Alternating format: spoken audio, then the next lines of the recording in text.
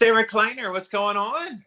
Hey, Jamie, how are ya? Oh, I'm good. It's so funny because like when you know people by their username from like Instagram, I was Carnivore Yogi, and you're like, "What's up, living low carb, man?" So it's you kind of have that vernacular, and it really is funny when you like go to conferences and people start calling you your username and not your real name. Oh, it's living low carb, man. Oh, it's Yeah. Carnivore Yogis. Yeah, I had a little taste of that. I did went to White Oak back in December. It was my first kind of event since starting my Instagram. And I had people that wanted to take a picture with me and they were calling me Carnivore Yogi. It was very weird. I mean, I've never experienced anything like that in my life before. I was like, y'all, I'm not famous. I'm just Know what? Like I'm going to show on the screen here. Like there's your Instagram. So when you have an online presence, I was shocked by this as well because the whole internet fame thing has always freaked me out. I'm like, okay, I don't get it. Like I'm just a dude in South Carolina talking about diet and health. What's the big deal? But people like, yeah, there's kind of this. I hate to even say it this way, but there's kind of a cult of personality that you kind of like people and think you know them based on their online presence, and you do videos and you're very outspoken on your Instagram page, and just yeah, I guess when you connect with people, that's really what fame is. It's just that connection with a person. Some are Justin Bieber and they have millions of followers, and others, a few thousand followers, but they're still followers. And there are people that think you're fan that, yeah. So it is weird getting your picture made. I'm kind of used to it now because I've been out there a little while. And when you write books and they're successful that way, but yeah, trust me, it's just getting started for you. Thank you. So I wanted to bring you on here today because you have a daughter. And we're going to talk about a lot of things today, but I want to start with your daughter because she is such a precious one. And I want you to tell the story of what you did with her for this condition she's dealing with. Because a lot of parents, especially of kids like yours, struggle with this, and they just throw their hands up in the air and think, there's just nothing I can do. Mainstream medicine isn't helping me. How did you help improve this condition of your daughter? So just tell your story. Yeah. So Alexis is 12 and a half, and she was diagnosed with autism at 15 months. So it was really early. She lost all of her speech and language and eye contact. It was like kind of a switch went off. And so ever since that happened, I pretty much left my job to just be with her and help her because it was a really severe case. So we've kind of always been on the hunt to try to find something to help her, to feel better and to be happy. I've never wanted to cure her or fix her. It's just been like, how do I help this kid be happy in this world? And so we've, basically had her paleo from day one, put her gluten-free, dairy-free, all of that. But and we've tried a lot of holistic naturopathic things, hyperbaric chambers, and flying all over the country to see different doctors and experts. And so we've tried a lot for her. But now that she's getting into that puberty age, I had actually been reading a lot of research about the ketogenic diet and autism, and especially as seizure prevention, because a lot of kids that fit her profile of autism, because there's so many different types of autism, the kids are also different. I just don't even feel like what she has sometimes should be called autism because it feels like it's so different. But a lot of kids that have a similar profile to her, they're non-speaking. They are just kind of all over the place and can't really be still. There's a lot of similarities. A lot of them start having seizures when they hit puberty. And so for a while now, I have been thinking, and especially since I've been carnivore for, 18, almost 19 months now, of course, my mind is kind of immersed there. So when quarantine hit, we saw a huge resurgence of like just real serious behaviors. And my kid, she kind of has no bottom line. She'll put her head through a window. I mean, oh yeah, she's done that before. Yeah, when she's upset, there's no emotional regulation. Is it a regulatory thing where it's like if I hit my head, that pain takes away the pain I'm feeling on the inside? Is that what's going on? Exactly. It's exactly the same thing. And she's expressed that to us before. She has kind of spelled that to us before of, I know it doesn't help, but sometimes I'm just so frustrated and I'm so upset. The only thing that helps is just like some big violent thing of hitting her head on the floor or through a window or something. A lot of teenagers actually cut themselves for the same reason. Exactly. Yeah. I never really understood the cutting thing at No. all until I had my daughter, and I would see her just completely lose it and start, doing what's called self-injurious behaviors. Yeah. So those got to an all-time high, and she's big. I mean, she's 5'2" and 115 pounds, and I'm 5'8". So she's gaining on me. My husband's a tall guy, so I think she's probably going to be taller than me when she's full grown. But we just started having all these behaviors, and she was just beside herself, crying all the time. And I looked at my husband and I said, you know what? We're doing it. This is it. There's never been a more perfect time for us to just take her keto than now, because she's not going to be at school where she's around other kids and can take their food, or therapists, or birthday, parties, or we're not going to be doing any of that. So let's clean all of the stuff out of the house and let's just do it. And I was like, we're going to have to take this attitude that she'll eat when she's hungry. And when she's hungry, we're going to provide nutrient dense, healthy foods for her that will nourish her body. And if she's not hungry, then we'll wait for the next time. How does she let you know she's hungry if she's nonverbal? Oh, she lets you know. Tell us about that, Mom. Alexis has a way of letting you know and her and I kind of have this like psychic connection also, but she has a way of letting you know what she wants. She'll find a way. Oh yeah. Well, she has an iPad called it's an app called Touch Chat, so she can communicate very basic things like, I want to play outside, I want to go downstairs, I want the trampoline, I want the park. Yeah. We also call it her food machine, because she'll sit there and press all the food buttons. I want chocolate, I want cookie, I want donut, I want cake, I want ice cream, and it will literally make you want to put your head through a window. I mean, so she lets you know. And when her iPad dies, the Touch Chat, she'll actually go get her other iPad.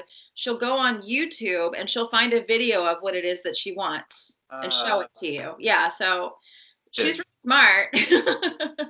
Wow. So how did she react the first time you tried shifting her diet? Because ostensibly, I assume she ate like every other 12-year-old, bunch of junk food. Or at least kind of the cleaner version of junk food, because paleo, it's great, but there's still kind of junky things in there. How did she do once you started cleaning it up the way it is now? How did she react? Well, she did a lot of like food refusal, of just like, I'm just going to wait and make sure see if there's a better option. She was really addicted to fruit. Like I would watch her eat 3 bananas in a row. Right. I mean, it was bad. And then sometimes I would say no more bananas, and she'd try to eat the peel. Like she was just crazy addicted to fruit, or like 3 apples or a whole pint of blueberries in one sitting. So she would I would present her with the meal, and she would just kind of sit there, or she would pick. What she does this now sometimes too, and there's certain meals I make she doesn't like, she'll pick up the plate and then just like dump it in the trash or dump it in the sink. If I try to stop her from doing it, but she's really quick. And I'm like, oh. Yeah. You kind of specialize in your work in addiction and food addiction. I'm sure that kind of experience, and we're going to get into that in a minute, but that kind of experience helped you with Lexi to realize why she wants the 3 bananas in a row. Oh yeah, I understand it completely. I mean, there's a reason why I quit sugar and I quit alcohol, because once I have a little bit, I just can't stop. I can totally understand wanting to eat 3 bananas. I mean, I can do it with meat too. Like I could overeat meat. I could overeat anything. But especially with the sugar, especially with the carbs, like she used to love the gluten-free, dairy-free pretzels, those. It's just like there was never an end to it. Like you could have a little bit, and it was almost like if I would give her a little something, like give her, let's just say 1 banana, she would start crying because she couldn't have, 5 more. Wow. So I know how that addict brain works. And it's like, once you kind of like once you take the seal off the bottle, like there's no putting it back on. And full disclosure, COVID-19 and all that's happened the last few months has been very stressful. And just yesterday, I was in a grocery store getting something totally unrelated to this, but I walked right by the produce section and they had these big, beautiful bananas out. And I haven't thought about a banana, Sarah, in years. And I was tempted to grab them. Wow. What is drawing me to that? And it has to be just the stress. And I've seen it impacting in my sleep lately and some other things. So I know I have the propensity there. So I'm on full alert that, I mean, banana is not the worst thing you can eat in the world. Certainly better than a Twinkie or a Ding Dong or Coca-Cola. But man, like I couldn't believe it. I was being drawn to those bananas, and somehow, some way, I passed them all these years, and now suddenly they're delectable looking. Oh yeah. I mean, I feel like so many people are dealing with that type of thing during this time. I mean, it's been tough. I've gained weight.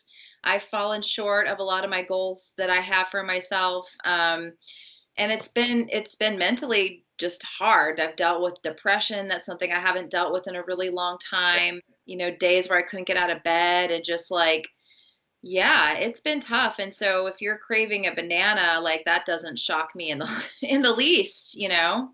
Now, some people would say, well, that means your body needs potassium, so just try to get potassium from another source. I'm like, you are heartless. Like, you're not even like understanding like I hate when people do that. What's that? I said I hate when people do that.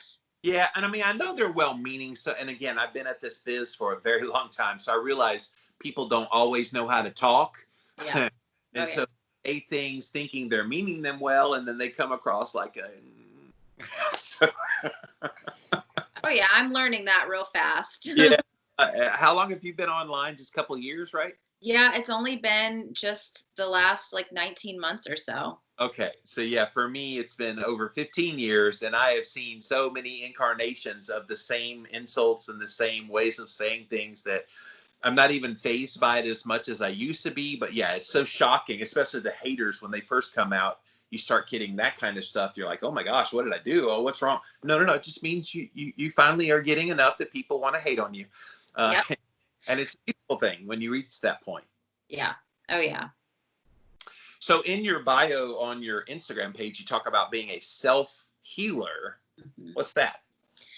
Well, I don't know that I could even necessarily say that I'm a self-healer. I feel like I use a lot of different resources to heal myself, but just in a holistic way. I like to look at someone having a propensity to heal completely. So, your spirit, your spiritual life, food, the not eating the sugar, not eating the carbs anymore, what that can do, stress management, all of those things. But, I kind of came into carnivore diet with some health issues. I was dealing with some pretty nasty cysts on my ovaries and just tired all the time, like real bad adrenal fatigue, which is something I'm still working with, my adrenal fatigue.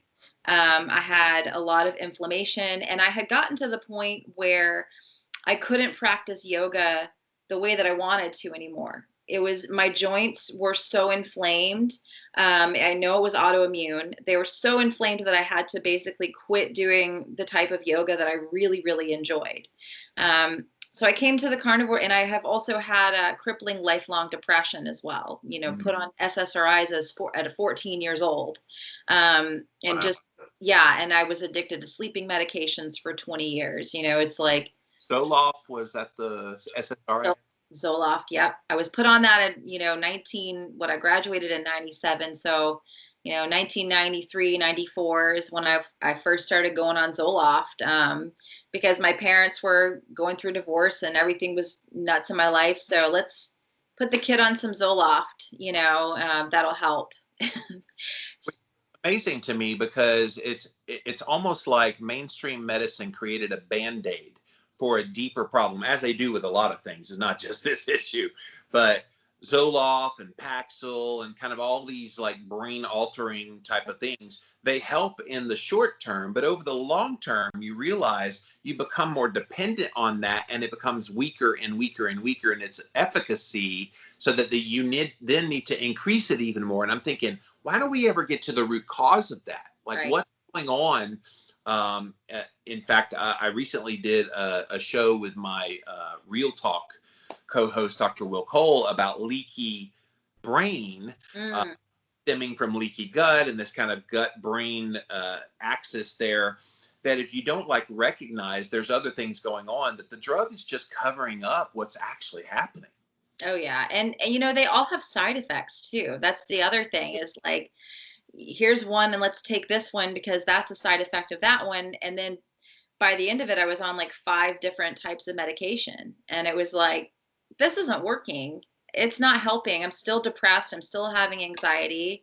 You know, it wasn't working. So, you know, and I tell everyone I came off of my medications before I went carnivore. And I started meditating regularly. I think meditation was huge in helping me come off of all the medications, the sleeping medication. But I had come off of my medications before. This is the thing. But I had never been able to stay off of them for longer than 6 months.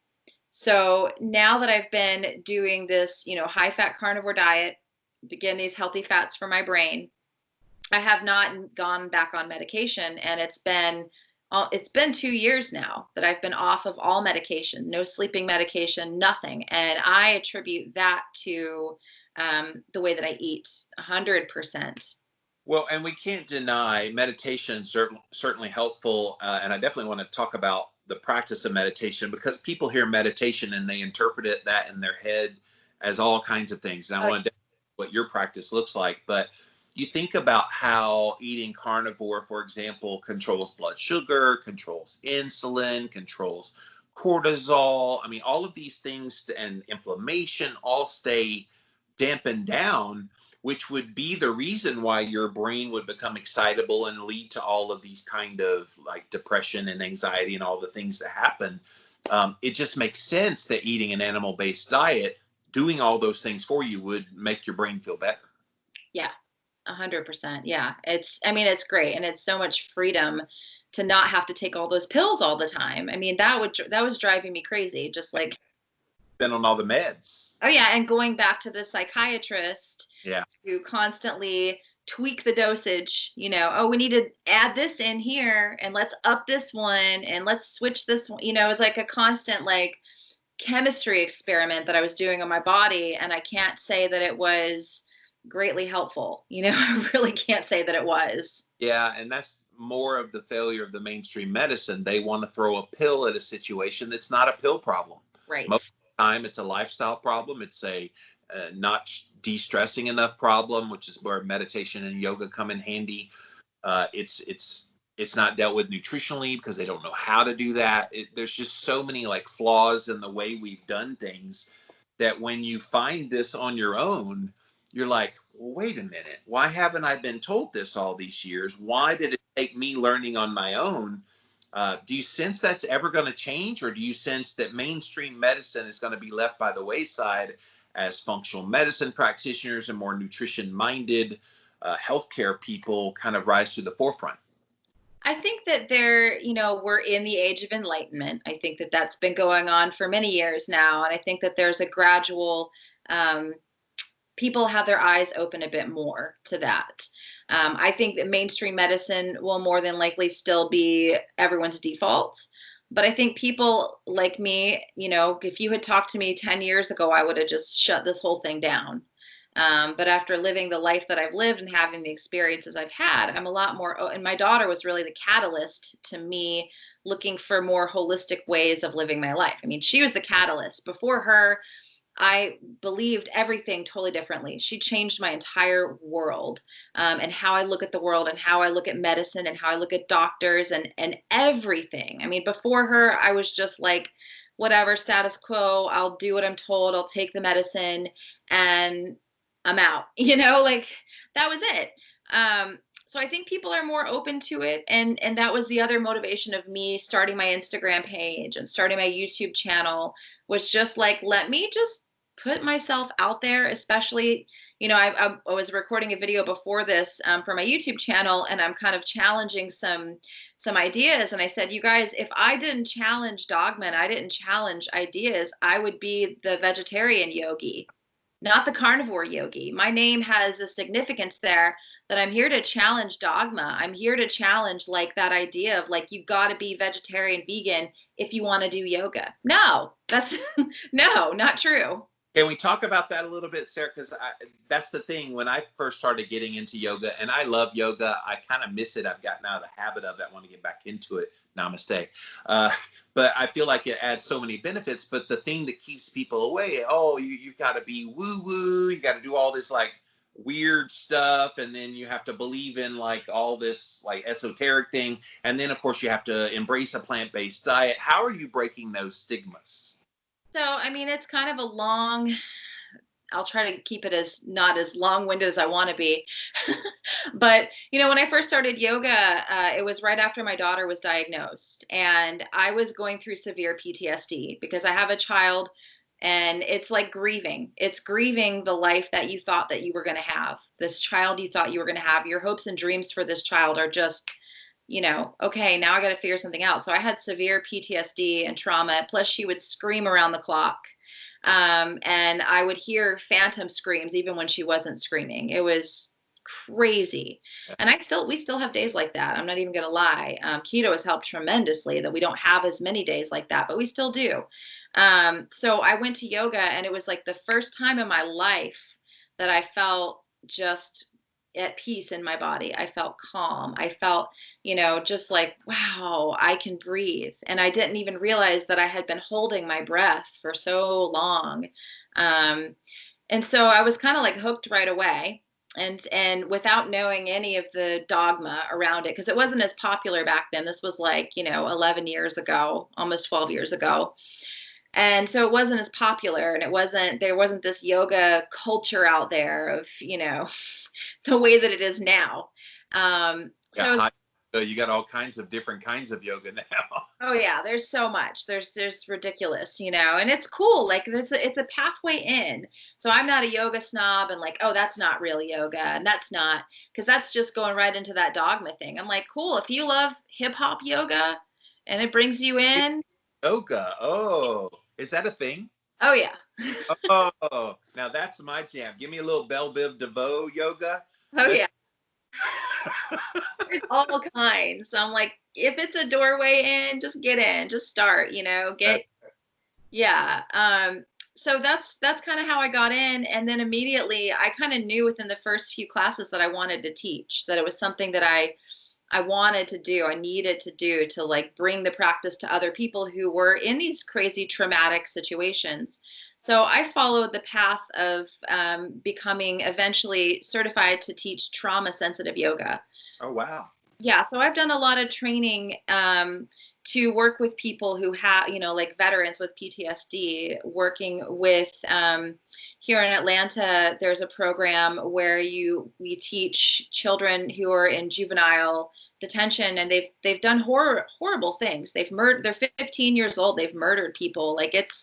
And so we have a yoga program, and to see these kids that, were murderers, that are highly traumatized, come from, no money, horrible living conditions, and they come to yoga, and there's a way to teach it, and there's a way to do it,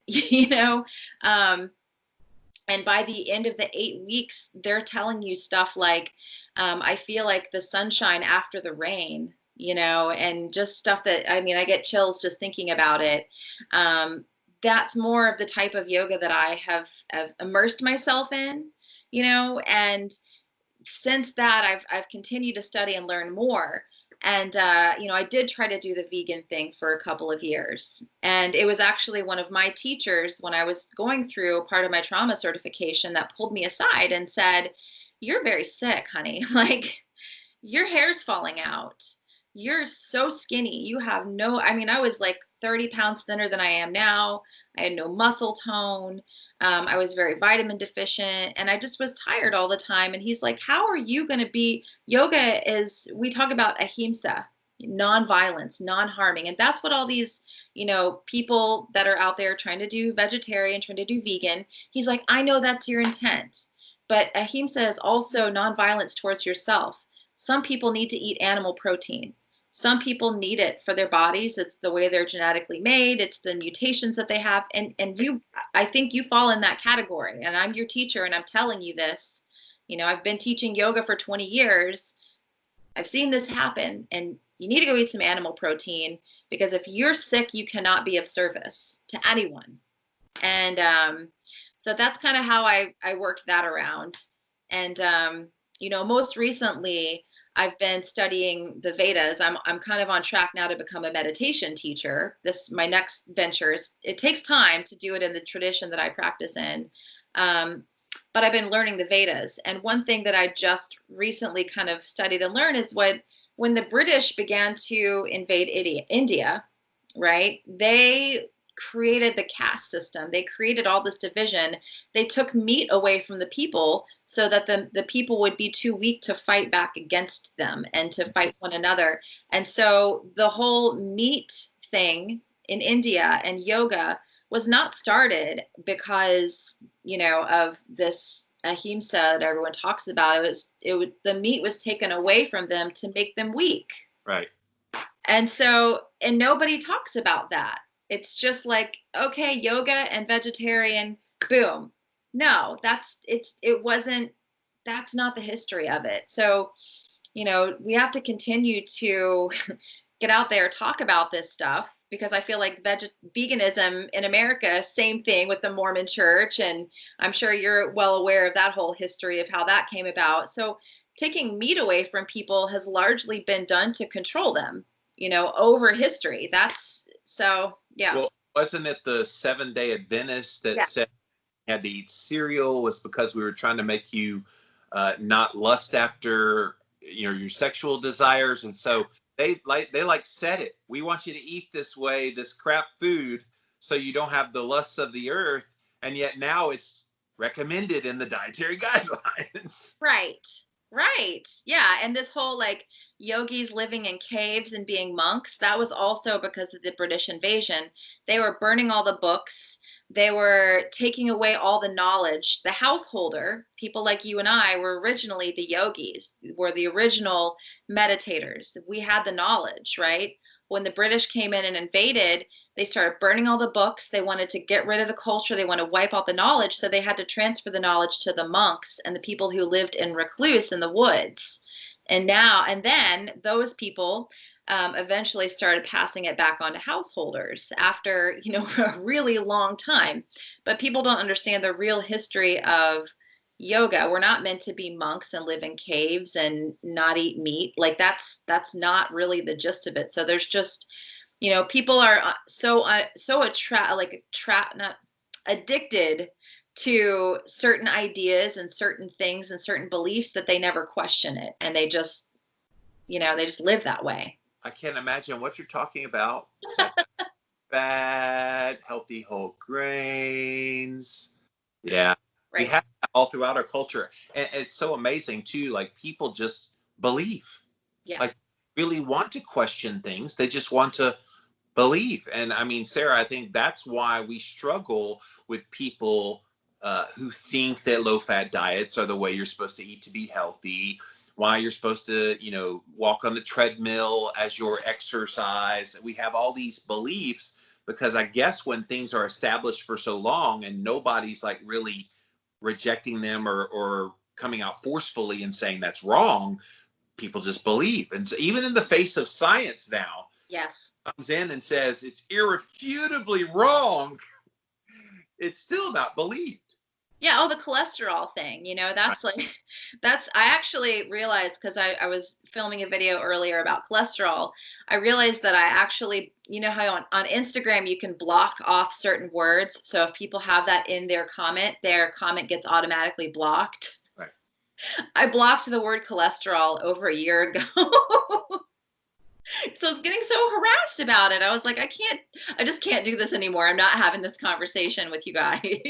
Yeah, and it's unfortunate because if you just do a simple Google search, you can find all the information. That's a whole nother topic for a whole day. People ask you stupid questions that a Google search would easily find the answer to. But let's get into meditation, because you use some words there about the meditation you're learning about. But tell us about meditation, kind of demystify it, because I think people hear meditation and that they don't know what it is. So kind of explain it. Yeah, so I actually came across a book when things were crazy here in the house. We had a big flood. We just had a whole bunch of stuff happen. And I came across this book by a guy named Light Watkins, who I actually interviewed on my channel. He's a meditation teacher, and he has a book called Bliss More. And in the book, he really demystifies meditation. So anyone interested in meditation, I definitely always recommend that book first. I read the book, and he was like talking about all these different types of meditation that he had tried. You know, he tried fire circles and mindfulness and then walking meditation. And there's just like so many types and all these apps you can buy. And he just in the book talking about how none of that ever worked for him. And I was like, yes, because I felt like such a fraud. I'm like, I'm a yoga teacher and I can't meditate because I close my eyes and I just want to jump out of my body. Like, this is torture. It's like stapling my face to a wall. What's that pose in yoga called where you're laying down? Shavasana. The hardest move in all of yoga for me, because my mind is going 1,000 miles an hour, and the teacher's always like, I know you're thinking of all the things you're going to do when you're done here, but try to relax your mind. I'm like, yeah, come in this mind and tell me to relax. And that's the thing, like in trauma yoga, what we're taught is that you don't ever leave silence in a class. At the very end, during Shavasana, I'm talking the whole time. I usually do like a body scan. I do some kind of a guided meditation in my Shavasana, because a lot of people that have a lot of stress, that is not your mind. It's actually stress that's like in your body that's causing your mind to get crazy like that. So, and the release valve of stress for the body is either yoga or meditation. It's a wonderful release to let that stress come out of your body, but it is stress trapped in your body. When you're lying completely still, the body there's no release valve except the mind. So it's like thought forms, constant. So in this book that I read, Light Watkins' book, he actually gave a technique for meditation. And it was a settling sound that you kind of like a mantra, and it means nothing. It's like a nature sound that you repeat in your head. And he gives the instruction, you get your body comfortable like you're going to sit and watch Netflix. I mean, no lotus pose, no sitting on a mountain straight with your hands like this. No, just get comfy like you're going to watch Netflix, close your eyes, and then repeat the sound. And for 10 minutes, just start with 10 minutes. And I tried it and I was like, that was just too easy. The 10 minutes flew by and I was like, oh my gosh, that's too easy. Let's put I want to hear this. What is this? What are you talking about? He uses a sound in his book that's kind of a generic mantra. So I went on to study Vedic meditation, which is kind of the level above the book. He's a Vedic meditation teacher, and it's a bija mantra. So it's like a nature sound for your mind. And when you learn Vedic meditation, your teacher... Don't verbalize it. You just do it in your mind. You just say it in your head. Oh, I was sitting there thinking you were like having people like chill on the calves. Splash. Splash. Splash. I guess that would serve a little bit of the same purpose. So it could. I mean, but what he says in the book is that I'm splish splash ready to go. Just kidding. Go on. I mean, you essentially just whisper it in your head. You try not to shout it. You just whisper it.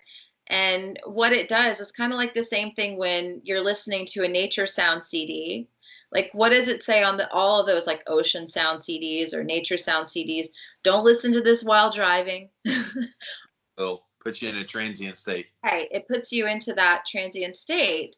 And so in the book, he gives a very generic mantra. It's basically like, when the interview I did with him is like, the mantra in his book is like taking a Tylenol for a headache. It's like, oh, that helps. the mantra that you get from a teacher, that they teach you the technique and they give you a personalized mantra based on kind of your age, and they, you know, they talk with you and they decide the mantra, is more like taking like a Percocet, which I don't recommend for people, but just in power, in strength power. So that's the type of meditation that I do. And I've done it every day for the last 2 years, and I have not missed a single session.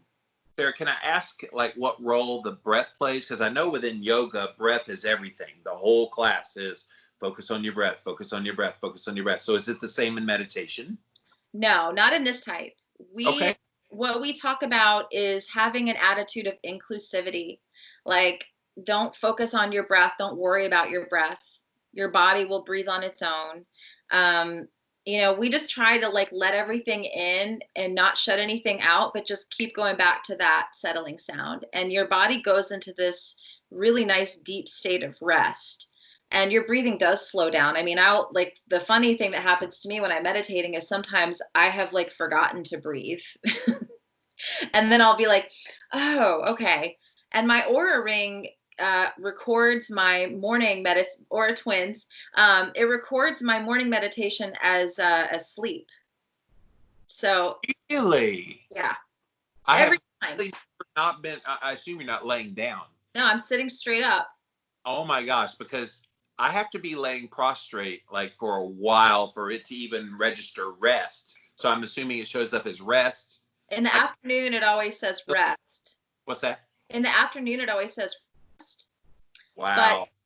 But the morning, every morning I wake up, you know, go get a little water, and then I jump back into meditation. So my Aura thinks like, oh, she's back in bed. She just got up and got back in bed. So my Aura Ring every morning thinks that I'm still sleeping. Yeah. Sleep number's not that great. Just meditate for 30 minutes. Exactly. Do you like deep sleep while you're doing that, or? It always records it as REM sleep. Oh, it's REM. Mm-hmm. Well, I guess that makes sense because you got like, you're awake, mm-hmm. but your brain is kind of in a rapid eye movement type of, wow. Yeah. Now you got the biohacking brain of Jimmy Moore going. I want to give this a try. Yeah, let me know. I can hook you up with some people. I mean, it's lit. Like I said, I'm on track to be a teacher one day. Even as you're going to bed, this would also be another modality that can maybe put you in that Zen state to be able to sleep well. Oh yeah, if I wake up in the middle of the night, now I used to wake up in the middle of the night. This is why I was addicted to sleeping medication. And 4 months after I learned to meditate, I went off my sleeping medication with zero problem. I mean, the sleeping medication was the last one to go. I was highly addicted to sleeping medication, had tried to come off of it several times. But after Ambien, what did you take? It was the last one I was taking was trazodone. Okay. But I had done Ambien and Lunesta and, I mean, you name it. But I was trying to do trazodone because of my addiction history. And, you know, supposedly trazodone is like the safe one if you have a history of abusing narcotics or alcohol. So that's what I was on. But within 4 months, one day I was like, I'm not going to take it and see what happens. And I slept just fine. But now if I wake up in the middle of the night, which has happened a lot since the whole COVID situation, I mean, I've had a lot of disruption with sleep since COVID. Like I for a little bit there, I was like, this is just, what is wrong with me? And then I just kind of give myself some grace that we're kind of going through a lot right now. Yeah. But I can meditate, you know, and I always fall right back asleep, like no problem. Every time it works. Yeah.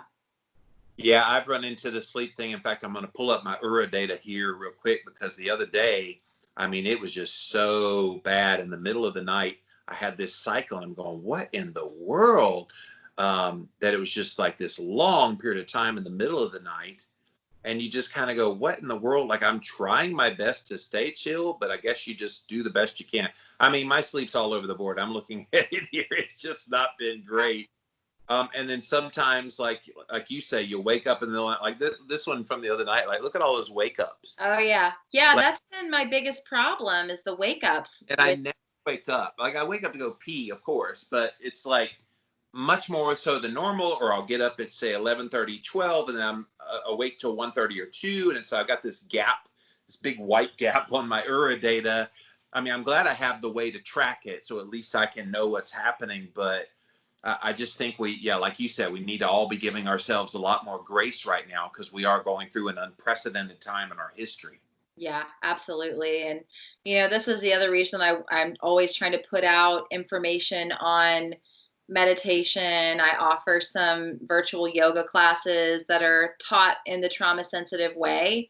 I'm just trying to get that stuff out there to people right now. And, they're not as receptive to it, but I figure like at least they know where to go if they do want that type of thing, because it does really help. Well, and with mental health stuff just on the rise right now, I think meditation and yoga are definitely pieces to the puzzle that if it's not already on the radar screen of people, it should be. And it's definitely going to be something that as people come out of this, they're going to be looking for practitioners and people like yourself to try to help them understand. So yeah, keep doing your work. Don't think it's in vain. Maybe they're not ready for it now, but maybe a year, like, all right, where was that video Carnivore Yogi did? And then they're going to look you up. Yeah, it's funny, my teacher Light, who I just love and think he's so wonderful. I interviewed him for my YouTube channel, and that is my poorest performing video on my whole channel ever. I mean, and that was the interview I was the most excited to do because of the information just lights me up, and I love it so much, and I could talk about it all day. But people are like, nope, we just want to hear about food. I'm like, I can still talk about food. It's cool, but Of the day, the totality of who you are as a content provider is not any one given topic. It's the totality of everything you offer. And yeah, I go all over the place in my work, and by design. There's things that I know I could talk about keto and fasting and get all kinds of eyeballs, or I could talk about the race relation stuff and COVID-19 and not get very many eyeballs at all. And you do it all. It's a part of who your heart is, and you always stay true to your heart. And I love your no dogma approach. It's just like, just come at me and share what your belief is, but let's not, get dogmatic about it, that your belief's the only belief and there's no other one. Agreed. Yeah. Yeah. Wow. Well, this is so awesome. I love that there's people like you out there doing your thing. I think it's a wonderful thing that we have people like yourself trying to educate and doing your part. I'm gonna pull up your Instagram here so people can see. Wow. Or .yogi, go check her out. I remember the first time I saw that photo of you, I was like, who is this weirdo doing this? And then I realized that's a yoga pose. Yes. Watching your videos, I'm like, oh, she's not a weirdo at all. Well, maybe a little. A little bit, yeah, I am. I got to keep that little edge on me for sure. How do they find your videos, Sarah? Yeah, on YouTube, it's just Carnivore Yogi. And if you go to my Instagram, it's at carnivore.yogi. That is where you can find the links to my YouTube and pretty much all my social stuff. And my daughter's YouTube channel also. Yes, click on that recommended links there at carnivore.com. Yes. Yeah, my daughter has a YouTube channel too. I'm trying to help that grow also. Yeah. And go, guys, that's what kind of precipitated us talking today, was that video you did with your daughter answering questions after like being on more of a keto style diet. It was incredible. And yeah, her giggle, guys, if you need a smile on your face, go watch Lexi, because she is adorable. And thank you. Grow into such an amazing young woman. You should be very proud, Mommy. Oh, I am, for sure. Definitely. Cool. Well, thanks for joining us today on the Living La Vida Low Carb Show. Thank you for having me.